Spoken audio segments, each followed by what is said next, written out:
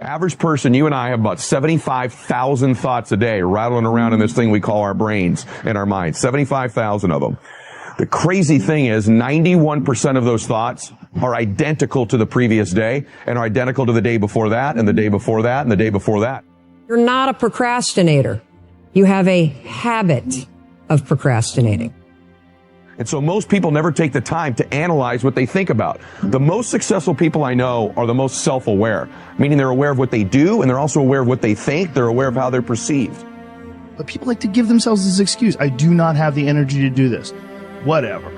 If you decide that, that's true. But if you watch a motivational video, there's 100 of them on YouTube, thousands even. Go watch one, you'll get fired up. You're like, I'm going to jump some rope. You jump some rope, you do something. Just do some push-ups, do something, do some bodyweight squats. You'll feel better. Some of them maybe, but I think some of them just don't have discipline. There's an issue with that as well. There's also an issue with momentum. You're not used to doing it. It's not a part of your life. It's not something that you're accustomed to, pushing yourself. There's been many days where I didn't want to work out. I just didn't feel like I had the energy, and I just forced myself. And I think there's very few people out there that know how to force themselves. We wonder why our life seems to repeat itself over and over again. So really the difference in our life, if we have 75,000 thoughts a day, here's the crazy thing, 91% of them are exactly the same. The separation in our life is in those 9% of their thoughts, because remember this, these magnets are pretty powerful. That's why I'm always saying that your obsessions become your possessions, because they do. You draw into your life exactly what it is you think about. It's a physical reality that you attract to yourself what you think about. So the difference in our life is 9% of our thoughts. That's why people say all the time, the difference between winning and losing is so small, it's almost too scary to talk about. And really, we've identified what it is. It's 9% of what we think about alters the direction of our life. So what I'm here to tell you today is you've got to hone in and get aware of what you think about and then alter those 9% of the thoughts that are variable on a daily basis to serve you. And you know, people are very, very, very, very tough. And it turns out that if you face things that you can put up with a lot more than you think you can put up with, and you can do it without becoming corrupted. You have to be alert when you're suffering. You have to be alert to the beauty in life, the unexpected beauty in life. And you know, you have to look for those that little bit of sparkling crystal in the darkness when things are bad. You have to look and see where things are still beautiful and where there's still something that's sustaining. You know, you narrow your time frame and you be grateful for what you have. And that can get you through some very dark times. Our belief system is based upon our evaluation of something. Frequently, if we reevaluate a situation, our belief about it will change. I began reevaluating who I was. I started to study. I never stopped studying. And I found as I reevaluated, I had a much higher opinion of myself. I found out things about me that I would have never believed if you had told me. The power that's locked up within us, the marvelous system we've got. Do you know the blood circulates through your veins every 33 seconds, through hundreds of miles of passageway? Bang, just like that, colors all the food in and all the garbage out. Stop and think of the central nervous system. It's the most complex electrical system in the world. And you've got it. Think of your brain, an electronic switching station like that. You can change the vibration of yourself and everything around you. You have awesome powers, and it's all based on what you believe about you. If you want to change yourself, if you want to acquire something, if there's some goal that you want to reach, changing your behaviors, overcoming negative habits, it's challenging. It's hard. Most people go through life never discovering what their talents are. Most people never develop their talents. The only thing that's going to make you happy, my friend, in this year or any other, is to step up.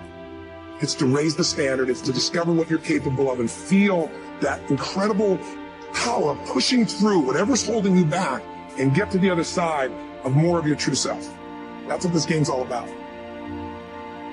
When you step into your fears and continue to push yourself to go on, something happens for you. If you look at somebody who's really successful and you think, wow, I mean, they're so amazing, they're such a genius, you gotta dig underneath and you gotta remember something. People are rewarded in public for what they've practiced for years in private. If you don't develop the courage to do that which has been given you to do, and you spend a lot of time going around trying to convince other people or trying to get their approval, what will happen is that you will lose your nerve. And other people will convince you that what you are doing doesn't have any value, and you'll give up on your dream. How much time do you have left? How much time do you have left? Jeremiah said, "Your word, O Lord, is like fire shut up in my bones." I believe there are some dreams shut up in you. Like fire, you're going to feel your destiny calling out. May not have happened the first time. The loan didn't go through. You didn't get chosen for the part. The medical report wasn't good. That's okay. This is a new day. What God started, He's going to finish. You may have missed some opportunities, but God knows how to make up for lost time. He's going to give you another chance. He said in the book of Joel, "I will restore the years that have been stolen."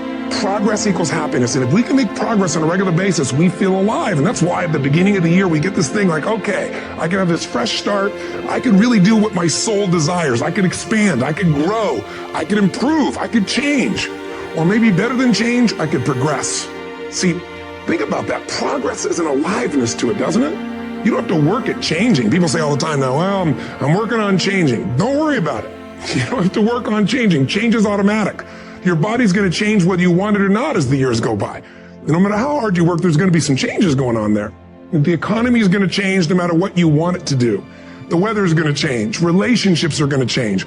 Everything in life is always changing. We don't have to work on change. Change is automatic, but progress is not.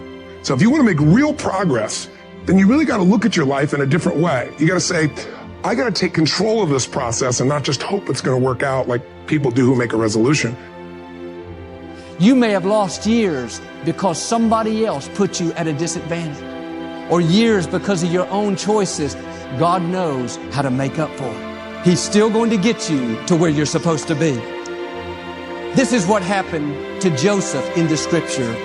God gave him a dream that one day he would rule a nation. In this dream, he saw his brothers bowing down before him. Joseph should have used more wisdom and not told his brothers that part of the dream. Certain things you should keep to yourself. Some people can't handle what God's put in you. They won't celebrate you. They'll be jealous, find fault, and be critical. One day Joseph went to see his 10 brothers. When he walked up, one of them said sarcastically, "Here comes the dream." They weren't upset because he was their father's favorite child. They weren't upset because he was wearing a coat of many colors, a coat that represents favor. They were upset because he had a dream. They were offended because he was determined to break out of the mold, to do something great, to leave his mark. They would have been fine if he was content to be average, to accept the status quo. But when you stir up what God's put on the inside, believe that you have seeds of greatness, believe that you can overcome that illness, break the addiction, pay your house off, be blessed in spite of past mistakes, let me warn you, everybody will not celebrate you. When you have a dream, you're going to have some detractors. People will get jealous, try to make you look bad, try to talk you out of it. Say things like, "You really think you can get that promotion? You don't have the experience, the talent. I don't think so. You really think you're still going to get married? You've tried 3 times, hadn't happened yet. You're getting kind of old." Let that go in one ear and out the other. People don't determine your destiny. God does.